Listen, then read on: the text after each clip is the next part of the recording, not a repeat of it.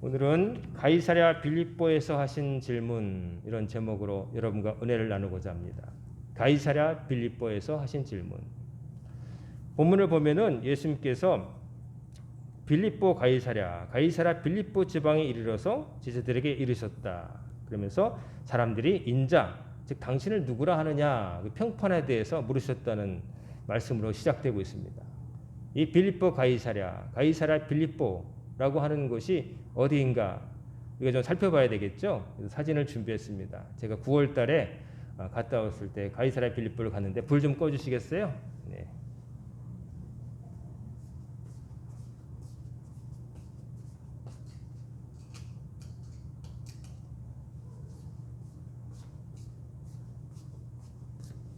자, 예수님께서 어떤 지방에 가셔서 갑자기 이 얘기를 하셨을까? 우리가 좀 보면서 말씀을 전하겠습니다. 이게 빌립보 가이사랴인데요. 척박한 땅이지만 그래도 여기서는 물이 흐릅니다. 헤르몬 산에서 내려온 물이 흘러가지고 여기 보면 저수지 뚝처럼 이렇게 생겼는데 이게 다 이제 뚝이 거의 물이 고여 있어요. 물이 많은 곳입니다. 이스라엘 땅 다른 곳과 다르게 여기는 물이 있고요. 이 지역이 이제 가이사랴라고 하는 이름이 붙어 있고 빌립보라고 하는 이름이 불려 있는데, 가이사랴 하면 케사르, 황제와 관련된 곳이고 빌립보라고 하는 것은 이것을 건축한 사람의 이름입니다. 그래서 헤롯 대왕의 아들 중에 헤롯 빌립이라 하는 이가 로마 황제를 위해서, 가이사랴를 위해서 이 도시를, 이 마을을 건축했다는 거예요. 그래서 예수님 태어나시기 한 2, 3년 전에 건축된 곳인데, 이곳에 이 암석이 있고요, 물도 많고 여기다가 이제 도시를 건축했답니다. 근데 멀리서 보시면 이 바위산인데 여기 움푹한 이게 동굴도 있고 여기에 유적들이 남아 있어요. 예수님 당시에 만들어진 것인데 우상과 관련되어 있습니다. 우상. 좋은 의미에서 성전이 아니고요, 우상들이 있는데 뭐가 있냐면은 이제 아까 우리가 뒤에 보게 되겠지만 여기 음부의 권세, 베드로가 올바른 신앙 고백을 했을 때 음부의 권세가 끊어낼 수 없다. 음부라고 하는 말이 나와요. 하데스, 지옥. 유대인들은 스올, 죽은 자가 떨어진다고 하는 그 구덩이. 근데 여기에 시커멓게 생긴 이 구덩이가 실제로 있습니다. 예수님께서 이 지역을 가시면서 베드로에게 베드로의 믿음을 칭찬하시면서 음부의 권세에 대해서 말씀하신 이유는 아마도 이 시커먼 동굴, 우상 숭배를 했던 동굴, 이 동굴을 보시고서 하신 말씀이 아니었을까, 이렇게 해석하는 사람도 있습니다. 어쨌든 이곳은 우상의 흔적들이 많이 남아 있는 곳이에요. 그래서 여기 보면은 이제 벽을 파가지고, 돌을 파가지고 이렇게 창틀 모양으로 신전 모양을 만들어 놨습니다. 여기 신전을 많이 만들어 놨는데 여기는 특별히 그리스 신화에 나오는 판이라고 하는 염소 머리 형상의 그 목축의 신이라고 하는 그 신이 모셔진 곳이에요. 이스라엘 땅에다가 이런 우상의 흔적을 만들어 놓은 거죠, 헤롯 빌립이. 그래서 암벽 위에다가 이렇게 구멍을 뚫어놨습니다. 이게 발굴된 유적지고요. 여기 보면 작은 기둥 같은 것도 나오고, 이제 그리스식입니다. 그리스 로마식 그런 이제 형태로 지어져 있죠. 유대식이 아닌 거죠. 축대를 쌓고 이제 만들어져 있는데 이게 아주 조밀조밀하게 축대를 이렇게 쌓아가지고 했는데 바닥이 남아 있는데 아직도 이제 발굴을 하는 것이죠. 2020년도에 발굴된 곳도 있다고 합니다. 최근에, 옛날에 갔다 오신 분들은 못 본 부분도 있을 겁니다, 아마. 그래서 여기 보면 암벽 위에 이렇게 제단이 이렇게 있고 여기 신전이 있었다는 거죠. 이게 그 기둥인데요. 이 기둥 이런 것들이 많이 나온답니다. 그리고 여기 글씨도 새겨져 있는 것도 있는데 이건 좀 많이 세월이 지나서 깎여진 거고요. 그리고 지금도 이제 발굴이 되는 겁니다. 줄을 쳐놓고 이제 발굴된 거 이제 하고 있고요. 아직 발굴이 진행 중이고 사람들이 이제 관람을 하는 것이죠. 이렇게 아까 말씀대로 여기는 물이 많아서 물이 이렇게 고여 있습니다. 이 안에 물고기도 있었던 것으로 기억이 나는데 여기는 그러니까 참 쉬기 좋은 곳에 물 잘나고 유대 땅에서 보기 힘든 곳에다가 남의 나라 황제를 위해서 아첨하려고 헤롯 필립이 만든 것이죠. 여기 보면 여기 템플 오브 펜이라고 돼 있죠. 판의 신전으로 가는 방향이라고. 판의 신전. 그러니까 판신이라고 하는 머리가 염소 모양으로 뿔나고 생긴 그 목축의 신, 판이라고 하는 신. 그리스 로마 신화 보시면 이 판이라고 하는 신이 여자를 납치하기도 하고 막 그런 일이 벌어집니다. 요걸 섬겼다는 거죠. 판. 그래서 이게 이 안에 이제 석상 같은 게 옛날에 뭐 별의별 게 다 있었겠지만 지금은 이제 동굴 남고 흔적만 남은 것이죠. 지금도 발굴 중에 있습니다. 그래서 그 파놓은데 깊이 들어가면 무슨 모양이 있는데 뭐 여기는 뭐 여러 가지 신들이 판을 비롯해서 뭐 제우스하고 또 다른 신을 모셨다고 그래요. 그리스의 신을 모시는 거죠. 여기도 그 유적지입니다. 여기 보면 The Sanctuary of Pan, 판의 신전. 이제 아까 그 벽 돌 같은 게 있는 원벽에 옛날에는 아마 이렇게 으리으리한 상상도지만 이런 신전이 있었다고 여겨지는 것이죠. 그 푹 파인 곳에 겉에 건축물로 바닥이 있고 사람들이 들어가서 이제 그리스식 열주 양식이 이렇게 있고 이렇게 해서 섬긴다는 것이죠. 실제로 이런 신전 모양은 동전에서도 발견이 된다고 합니다. 동전에 이런 모양으로 황제 얼굴을 새겨서 주화를 찍어냈는데 이런 신전의 모습이 여기 있다는 것이죠. 그리고 지금은 아직도 발굴해가지고 여러 미국이나 독일이나 이제 이스라엘의 여러 나라에서 고고학팀이 와가지고 지금 막 발굴해가지고 돌 같은 거 옛날 이런 것이 막 나오고 있습니다. 이건 가까이 가서 한번 최대한 가까이 가서 그 안을 구멍을 찍어 본 거고요. 돌들이 이렇게 생겨 있습니다. 문양이 있고요. 옛날에 굉장히 화려했겠죠. 이 기둥 같은 거 이렇게 있고 여기는 콜트 오브 네메시스. 이건 네메시스라고 하는 또 신. 네메시스가 아마 복수의 신 여신이라고 알고 있는데 복수하는 신의 법정. 여기서 뭐 재판을 했는지 잘 모르겠습니다만 어쨌든 여러 그리스 신들을 섬겼다는 걸 알 수가 있습니다. 그리고 여기는 The Tomb of Temple of the Sacred God.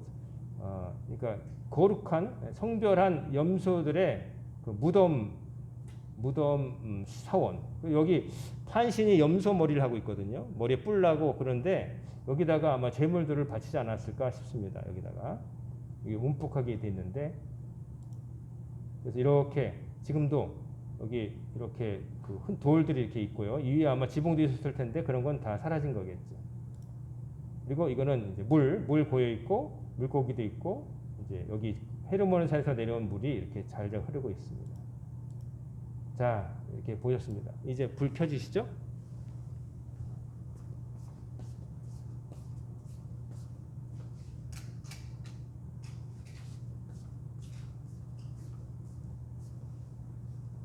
자, 예수님께서 이런 곳을 가시다가 사람들이 나에 대해서 뭐라고 하느냐를 물으셨다는 거예요. 제자들을 이끌고 가시는데 보시는데 이 그리스 로마의 이 우상, 머리에 뿔나고 이런 해괴한 신을 섬기는 그런 신전들이 버젓이 예수님의 조국 땅에 버젓이 건설되어 있는 것을 보시면서 예수님의 마음이 어떠하셨을까요? 이 우상 숭배한 것, 하나님의 땅이 이렇게 오염됐구나 하는 생각도 하셨을 거고 사람들이 헛된 신 앞에 가서 저렇게 줄 서서 제물을 바치는 것도 보셨을 것이고 사람들이 헛된 것을 섬기는 것을 보시고서 제자들을 이끌고 지나가실 때 문득 사람들이 나에 대해서 인자 즉 당신에 대해서 뭐라고 하는지 물어보시는 거예요. 그 제자들이 그 질문에 대해서 이제 답을 해야 되는데 그때 사람들이 여기는 그냥 더러는 그냥 제자들이 대답을 했다는 거죠. 더러는 어떤 사람은 예수님을 가리켜서 세례 요한이다. 근데 세례 요한은 이미 죽었어요. 이때쯤이면 헤롯이 미워해가지고 그 자기 동생 빌립의 아내 헤로디아를 자기 아내로 삼아버린 바람에 이 폐륜이다. 이래 세례 요한이 그것을 비판했거든요. 그래서 미워가지고 후톡했다가 죽이지는 못하고 백성들의 봉기가 일어날까봐. 근데 아시다시피 그 헤로디아가 계략을 써서 자기 딸 살로메에게 춤을 추게 해서 신하들을 모아놓고 잔치를 벌이는 가운데 이 헤롯이 그 술을 먹고 객기를 부리죠. 네가 춤을 잘 추니 네가 원하는 거 뭐든지 들어주겠다. 그때 살로메는 엄마 헤로디아가 시킨 대로 하죠. 세례 요한의 목을 주옵소서.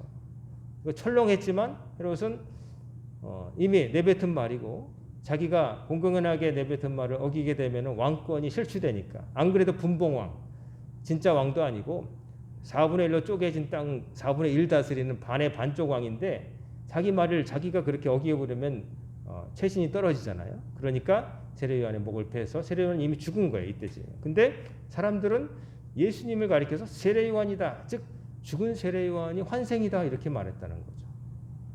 세례 요한이라고 본 것은 세례 요한에게 있었던 모습을 예수님께서 봤다는 거예요. 세례 요한은 낙타 가죽 옷을 입고 석청을 먹으면서 광야에서 외쳤는데 예수님은 낙타 가죽을 입지 않으시고 또 광야로 가신 게 아니라 광야로 가셔서 시험 받으신 후에 오히려 사람들에게로 오셨어요.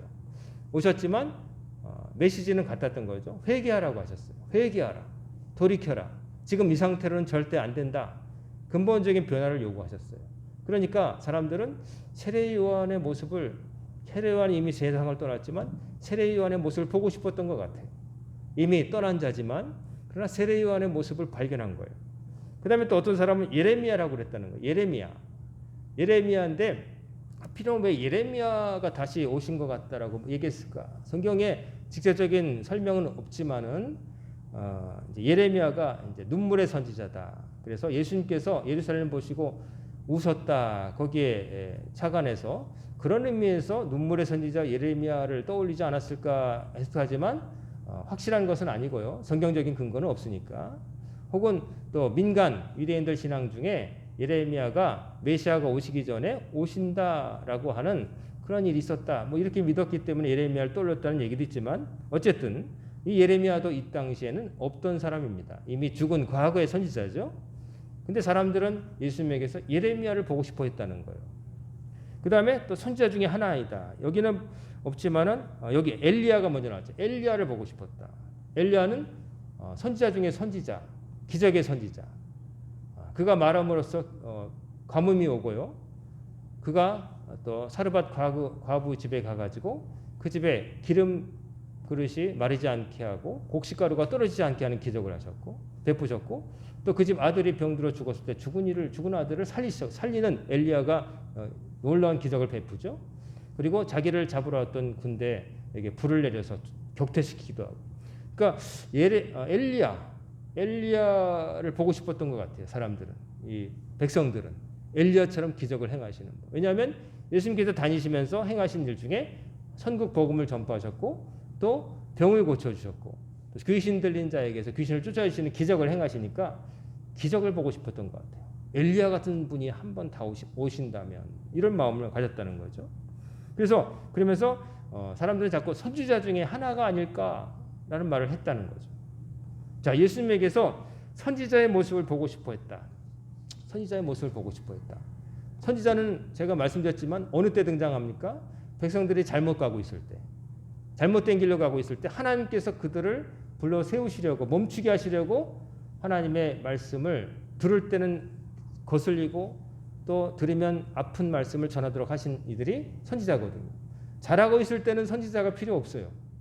제대로 가고 있으니. 근데 잘못 가고 있을 때 하나님은 그렇게 살기를 원치 않으신다. 나는 쓴소리를 하도록 부르신 사람이 선지자니까 이 당시 백성들이 예수님에게서 선지자의 모습을 보고 싶어 했다. 그리고 예수님 오기 전에 세례 요한에게 열광했었다. 많은 사람들이. 그 말은 뭐냐면은 당시에 상당히 사람들이 잘못된 길로 한꺼번에 가고 있었다. 그것을 누군가 좀 바로잡아줬으면 하는 마음이 사람들에게 있었다는 거죠. 난세가 영웅을 만든다고 세상이 어지러울 때 영웅이 등장하는 것처럼 뭔가 누군가 나타나셔서 이 모든 잘못을 한꺼번에 해결해 주는 분이 있었으면 좋겠다.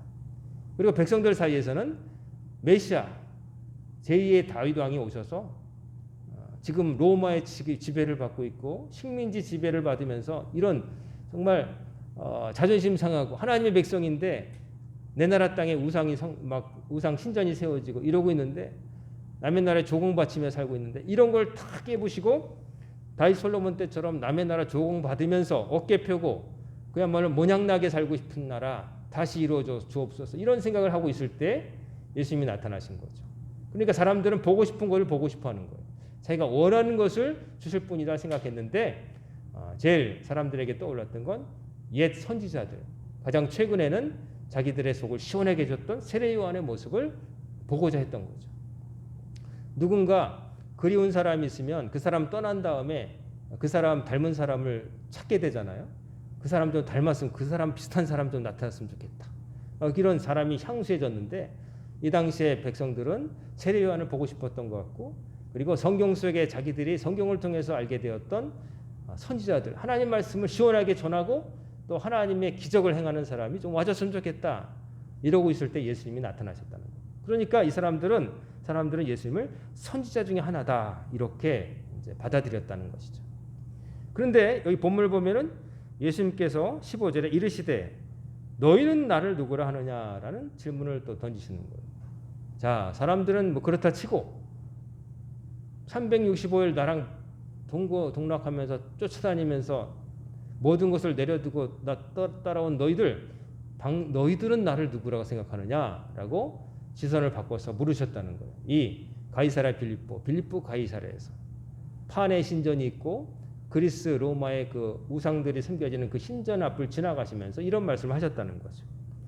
그때 시몬 베드로가 대답을 했다는 겁니다. 다른 제자들은 그냥 입을 열지 못하고 우물쭈물하고 있는데 베드로가 대답해서 뭐라고 했냐면 주는 그리스도시요 살아계신 하나님의 아들이시니다라고 대답을 했다는 겁니다. 다른 사람들이 예수님을 선지자 중에 하나라 여겼을 때 베드로는 다르게 대답하는 거죠. 우리 주님, 당신은 그리스도 메시아입니다. 그 옛날 우리 조상들이 그렇게 기다렸고 선지자들이 오시자 예언했던 그 메시아가 바로 당신입니다라고 고백했다는 거예요. 그리고 하나님, 살아계신 하나님의 아들이시다. 살아계신 하나님의 아들. 살아계신 그냥 하나님의 안 하고 살아계신 하나님이다. 성경을 보면 구약 성경에 보면 살아계신 하나님을 두고 내가 맹세하노니 이런 말을 쓰거든요. 함부로 하나님의 이름을 두고 맹세하면 안 되는데 하나님의 살아계심을 두고 뭐 맹세한다 그러면 가장 확실한 거예요. 하나님이 제일 확실하신 살아계신 거 그거보다 확실한 분은 없으시니까 모든 걸 거기했다는 거죠. 살아계신 하나님의 아들이다. 살아계신 하나님의 아들, 아버지의 명령을 받잡아서 행하실 사명과 능력을 가지고 오신 분이다. 이렇게 고백을 했다는 거예요. 남들이 못하는 고백을 시몬 베드로가 여기서 했다는 거죠. 그것을 보시고 예수님께서 칭찬하시는 거죠. 바요나 시몬아 네가 복이 있도다 이를 내게 알게 하니는 혈육이 아니요 하늘에 계신 내 아버지시니라. 시몬 베드로 요한의 아들 시몬 너 정말 올바른 고백을 했구나. 너만이 올바른 고백을 했구나. 칭찬하셨다는 거예요. 근데 이 사실을 알게 한 것은 혈과 육, 피와 살, 즉 인간의 경험이나 어떤 노력에 의해서 공부에 의해서 연구에 의해서 깨닫게 하신 게 아니라 하늘에 계신 하나님께서 너에게 알게 하신 것이다. 인간이 공부해서 터득한 게 아니라는 거죠. 하나님께서 베드로로 하여금 깨닫게 해주셨다는 거죠. 그래서 이 믿음을 칭찬하세요. 그러면서 또 말씀하시기를 너는 베드로라. 원래 시몬이라고 하는 이름이 있잖아요. 근데 자꾸 부르실 때부터 게바, 베드로라 별명으로 부르셨어요. 반석, 페트로스, 반석. 듬직해가지고 왔다리 갔다리 안 하고 그 자리에 있으면 그냥 100년 지나도 거기 있고 200년 지나도 거기 있는 거예요. 넌 베드로라. 넌 반석이다. 그러면서 그 이름을 가지고 일종의 언어 유희, 말로서 재치 있게 표현을 하시는 거죠. 너 별명 내가 너 게바, 페트로스라 반석이라고 그랬지. 집을 지을 때 반석 위에 뭔가를 세우는 것처럼 너라고 하는 그 반석 위에 내가 교회를 세울 거다. 이 교회라고 하는 말, 이 당시는 아직 교회가 있던 때가 아니죠. 아직 유대교가 있었고 초대교회는 아직 출범 안 했어요. 예루살렘 나중에 마가의 다락방 이후에 생겨나는 건데 교회를 세울 것이라 미리 말씀하세요. 즉 이 신앙 고백을 하는 사람들의 공동체를 내가 이 위에 세우겠다. 그 말씀을 하시는 거예요. 그게 교회가 되는 것이죠. 아직 그런 고백을 하는 사람이 없었을 때니까. 그러면서 음부의 권세가 이기지 못하리라. 갑자기 음부의 권세, 즉 하데스, 수월, 죽은 자, 마귀, 사탄이 있는 그 권세가 죽음의 권세가 이기지 못하리라. 이 교회를 쓰러뜨리지 못할 것이다. 이 믿음 위에 서 있는 한 그 말씀을 하시는 거예요. 이 말씀을 두고 여기 보면 내가 천국 열쇠를 주리니 내가 땅에서 무엇인지 매면 하늘에서 매일 것이요 내가 땅에서 무엇인지 풀면 하늘에서 풀리라 하시고 요 말씀을 하신 건 이제 베드로 수익권 베드로가 제일 머리 위에 있다. 그래서 이스라엘 가보면 베드로 수익권 교회라고 예수님이 이 말씀을 하셨다는 걸 기념해서 세운 교회가 있어요. 있고 거기 가면 동상들이 있는데 거기 보면 베드로가 열쇠를 쥐고 있어요. 천국 열쇠.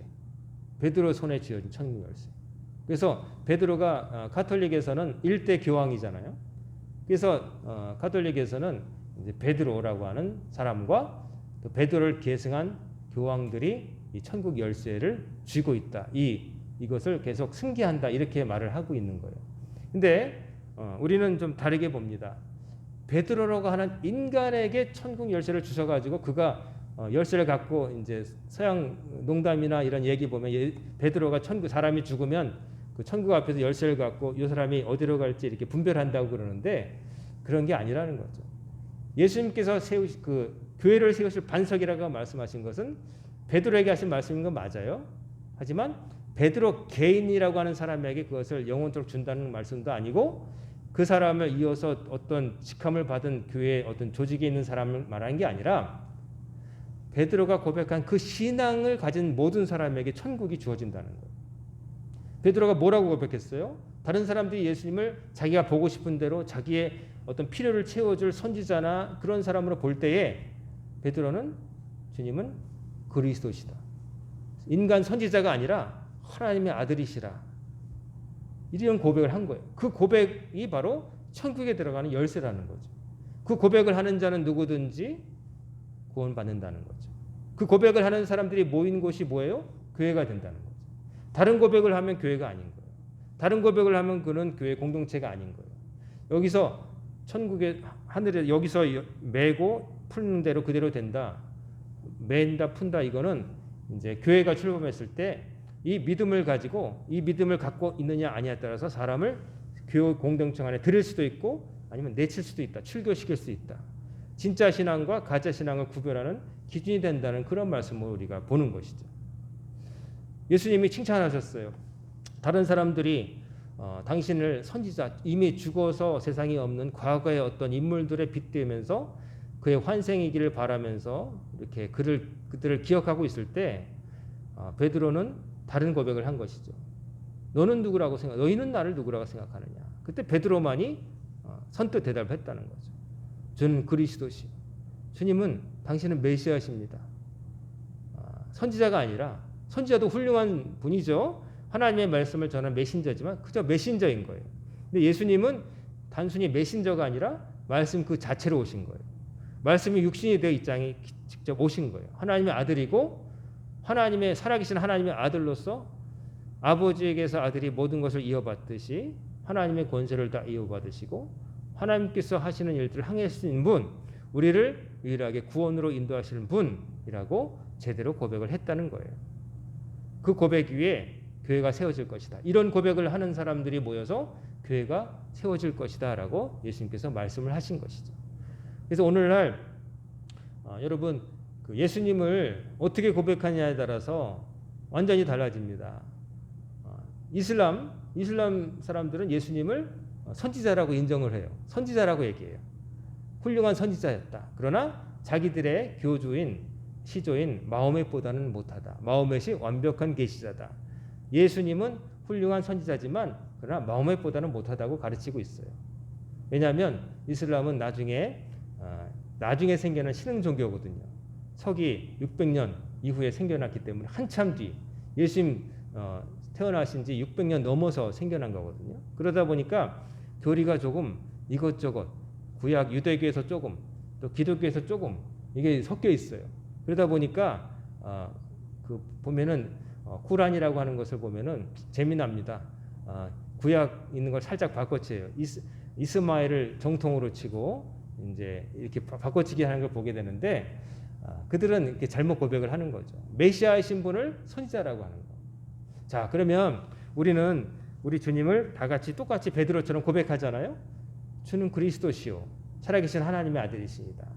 자, 그 고백을 우리가 하고 있다고 할 때, 그러면 그 고백을 우리가 믿는다고 대답하기 쉽지만 그럼 정말 믿는지 한번 생각해 봐야 돼요.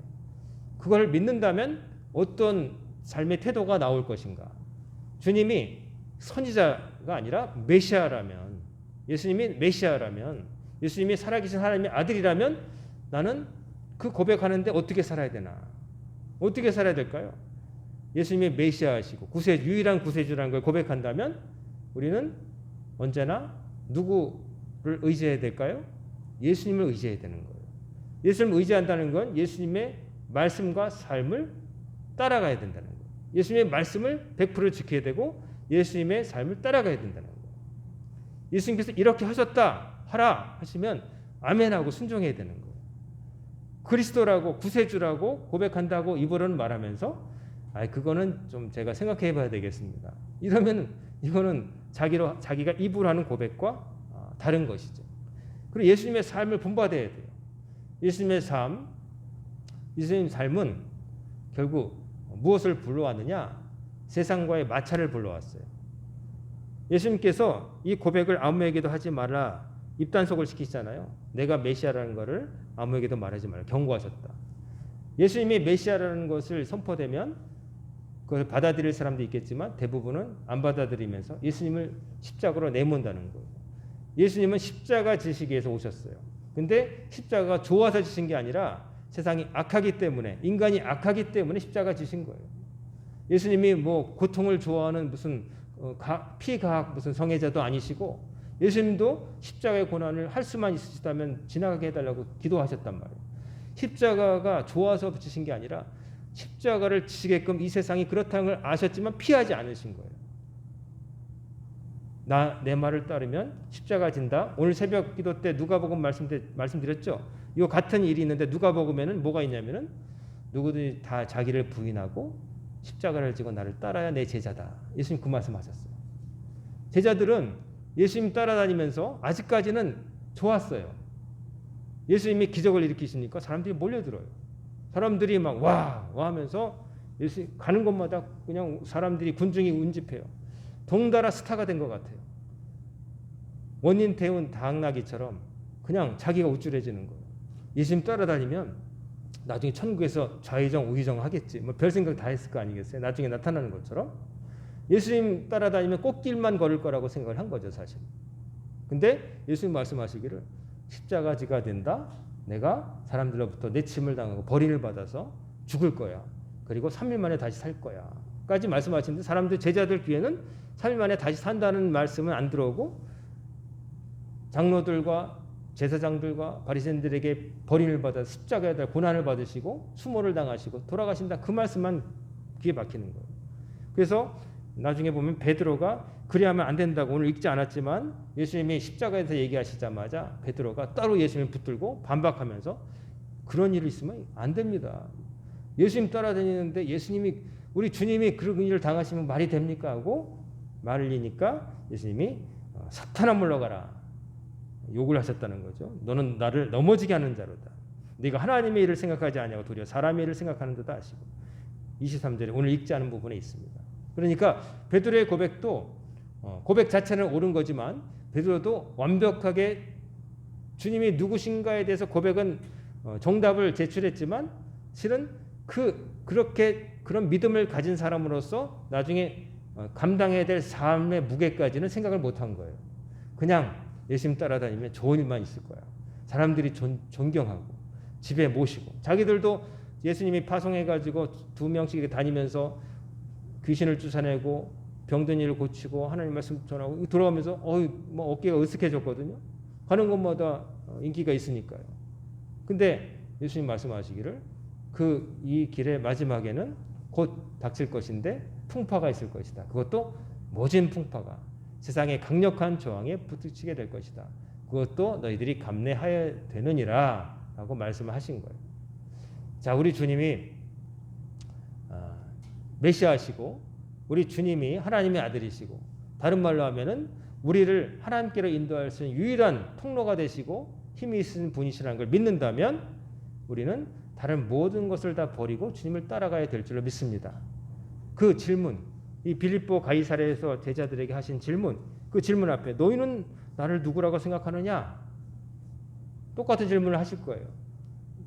여러분과 저에게 그 질문 앞에 입으로 쉽게 성경에 기록된 대로 똑같이 성경 읽듯이 그냥 주는 그리스도시요 살아계신 하나님의 아들이니다 라고 고백하기는 쉬울지 모르나 정말 그렇게 고백한 대로 주님 시키신 일들을 다 감당하며 사는 것, 그것까지 우리가 나아가야 된다는 거죠. 그 질문에 대답하기는 쉽지만 그 질문에 대한 답에 걸맞는 삶을 사는 것은 또 다른 문제다.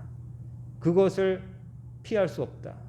질문에 대한 진짜 답은 입으로 하는 대답이 아니라 삶으로 하는 대답인 것이죠. 예수님이 정말 여러분에게 가장 중요한 분임을 믿는다면 내 삶의 중심이 어디에 있어야 되겠습니까? 예수님께 있어야 돼요. 예수님 중심으로 살아야 되는데 내가 중심이 있고 필요할 때마다 예수님을 여기다가 모셨다가 저기다 모셨다가 하는 것은 진짜 신앙이 아니다. 주님을 제대로 고백하고 있지 않다라는 반증이 되겠죠. 그래서 신앙생활은 쉬운 게 아닙니다. 쉽다면 아무나 다 하겠죠. 신앙생활은 지불할 대가가 필요합니다. 그냥 공짜로 되는 게 아닙니다. 값없이 주시는 은혜라고 그러니까 값이 없이 값싼 어디 가면은 사은품으로 주는 그런 걸로 알면 안 돼요. 너무나 귀한 것인데 우리에게 주셨다. 우리가 그만한 공로가 없는데 주셨다는 거예요. 그렇다고 해서 아무것도 안 하고 그냥 얼렁뚱땅 묻어서 어떻게 무임승차하듯이 그건 천국은 그렇게 가는 것이 아니라는 거예요. 자기의 믿음대로 가는 거예요. 자기가 믿음대로 자기가 행한 대로 가는 거예요. 그렇기 때문에 누구 탓할 필요도 없어요. 그리고 내 자랑할 자랑거리도 안 돼요. 주님의 은혜고 또 은혜 받은 사람들께 자기가 감당해야 될 몫이 다 있는 거예요. 그걸 바로 십자가라고 하는 거예요. 그 십자가를 외면하면은 천국도 멀어지는 거예요. 오늘 새벽에 제가 어릴 때 봤던 만화 이야기를 드렸죠. 사람들이 저마다 십자가를 지고 산을 올라가는데 가다 보니까 힘드니까 사람들 중에 머리가 좀 똑똑한 사람들이 꾀를 내서 어깨에 진 십자가 나무 끝을 조금씩 자르기 시작했어요. 조금 자르니까 한결 가벼워서 조금 잘랐고 그래도 아직 십자가 모양은 그대로 있지. 그러다가 다 잘라내고 해서 가뿐하게 지고 갔는데 마지막에 가니까 천국이 저기 보이는데 그 앞에 이만한 낭떠러지가 있는데 십자가를 그대로 진 사람들은 십자가를 탁 내려놓으니까 거기까지 닿는 길이가 돼서 넘어갔지만 중간에 동강동강 잘라낸 사람들은 십자가 요만해져 가지고 택도 없었다. 재밌는 만화지만 거기에 우리 진실이 숨어 있잖아요. 십자가를 우회해서 대충 해가지고 천국 가는 곳이 아니다. 십자가는 대충이 통하는 데가 아니다. 이 땅에 좋은 대학도 대충 공부해서 못 들어가잖아요. 좋은 회사도 마찬가지잖아요. 하물며 영원한 아버지 나라에 들어가는 것을 그래 대충 그냥 얼기설기돼서 가려고 하는 건 도둑심보고 말도 안 되는 거죠. 은혜로 간다는 것을 대충 해서 내 대신 누가 대신 기도해줘서 조상이 뭐 잘해서 그렇게 간다고 생각하면 참 오해인 거예요. 신앙은 하나님과 1대1 관계예요. 내 집안에 뭐 목사님이 몇 명이고 뭐 저기 뭐 선교사가 몇 명이고 뭐 몇 대 걸쳤고 4대 걸쳤고 뭐 그런 건 감사한 일이죠. 하지만 자기하고는 직접적인 관계는 없는 거예요. 제가 부목사로 섬기던 교회 처음에 이제 새신자가 오시면 새신자 접견실에서 이제 대화를 나누면 가끔 이제 그분이 사시는 곳이 이제 부목사로 있던 목사님들의 그 소속이 있으면 그 동네 분이라고 여겨지면 부목사가 배석을 합니다. 저도 몇 번 듣는데 가끔 이런 분이 있어요. 옷을 아주 근엄하게 아주 젠틀하게 입고 오셨어요. 성경책도 아주 좋아요. 가죽. 근데 오셔서 말씀하다 보면 뭐 어디 사시고 이제 물어보는데 뭐 4대째 뭐 하고 뭐 서울에 이름만 들으면 무슨 교회를 다니셨고 뭐 그런 얘기만 하시는 거예요. 근데 그 담임 목사님과 목회자와 교구 목사가 듣고 싶은 거는 그분이 왜 많은 교회 가운데 이 교회를 오셨는가가 궁금한 거예요. 왜? 그 수많은 교회 가운데 왜 이 교회를 왔고 또 그 전에 신앙생활 안 했다면 왜 신앙을 갖고자 했는가? 그게 듣고 싶은 거예요. 주님을 향한 갈급함이 있는가? 그 갈급함을 채우시는 곳이라고 이곳을 뭘 보고 판단했는가? 이걸 궁금한 거예요. 그걸 들어야 되는 건데 우리 뭐 할아버지는 뭐 평양에서부터 뭐 어떻게 하셨고 뭐 대전선 뭐 그런데 당신은요라고 묻고 싶어요. 옆에 있다 보면. 그런데 선생님은 당신은 어떻다는 겁니까? 이거 묻고 싶은데 그런 얘기만 막 하고 있으면 아니 무슨 얘기를 저렇게 하려고 하나. 대부분 그런 분들은 조금 있다가 딴 교회 가더라고요. 이제 거기서 좀 알아주길 바랬는지 모르지만 어느 교회든 마찬가지예요. 그분이라고 하는 한 인간이 하나님을 왜 만나려고 했고 지금 갈급한 것이 뭐고 이 교회를 왜 왔는가 그리고 이 교회에 온다면 어떤 신앙을 할 각오 있는가 그걸 듣고 싶은 거거든요. 그래서 그 공동체에 받아들여지는 것이죠. 성도 여러분, 빌립보 가이사랴에서 예수님 하신 질문, 너희는 나를 누구라 생각하느냐? 이 말씀 좋은 말씀인데 어떻게 보면 또 이런 말씀이 있어요. 너희는 나를 누구라 생각하는데 나를 이렇게 하찮게 대접하느냐? 입으로는 주여 주여 하면서 왜 내 말은 듣지 않느냐? 나를 누구라 생각하느냐라고 반문하신 것을 들을 수도 있어요. 마음 아프게. 우리가 그 질문 앞에 가슴을 얹고 가슴에 손을 얹고 정말 주는 그리스도시요 나의 유일한 구세주시요 살아계신 하나님의 아들이십니다 라고 고백할 수 있는 여러분과 제가 되기를 간절히 소망합니다. 이제 예수님 이 땅에 오셨던 나를 기념한 성탄절 앞두고 구주 강림절 예수님의 오심을 기다리는 건데 우리는 성탄이 기쁘죠. 크리스마스 축제고 뭐 기쁘고. 그런데 주님 입장에서는 이 땅에 뭐 하시러 오신 거예요? 죽으러 오신 거예요. 33년 뒤에 사람들이 나를 십자가에 매달 것이다. 그 일 하시려고 오셨던 거예요. 모르고 오신 게 아니에요. 이 땅에 당신을 반기지 않을 거라는 거. 반기는 사람도 있겠지만 잠깐 반겼다가 금세 배신할 거라는 거. 그들이 원하는 것은 이 땅에서 잠시 배부른 것을 원하지 영원히 목마르지 않은 샘물과 떡을 처음부터 원하지는 않을 거라는 걸 아셨지만 이 땅에 와 주신 거예요. 그러니까 감사한 거죠. 베들레헴의 초라한 마구간으로 오신 예수님. 그 예수님 오신 것을 기다리면서 우리가 이 질문, 주님은 나에게 어떤 분이신가? 여기에 대해서 여러분이 자신 있게 대답할 수 있는 그런 믿음을 가지고 사시는 여러분과 제가 되기를 주의 이름으로 축원합니다. 아멘. 기도하겠습니다. 사랑과 은혜가 충만하신 아버지 하나님, 오늘도 저희들을 아버지의 말씀 앞에 세워주심을 감사드립니다. 주께서 가이사랴 빌립보에서 하셨던 그 말씀, 너희는 나를 누구라 생각하느냐라고 물으실 때 저희들도 베드로처럼 조금의 지체함 없이 주는 그리스도시요 살아계신 하나님의 아들이시니다라고 고백할 수 있도록 도와주시고 저희들이 그 고백에 걸맞는 삶을 십자가 지는 삶을 끝까지 살아갈 수 있도록 주여 붙잡아 주시옵소서. 예수님의 이름으로 간절히 기도드리옵나이다. 아멘.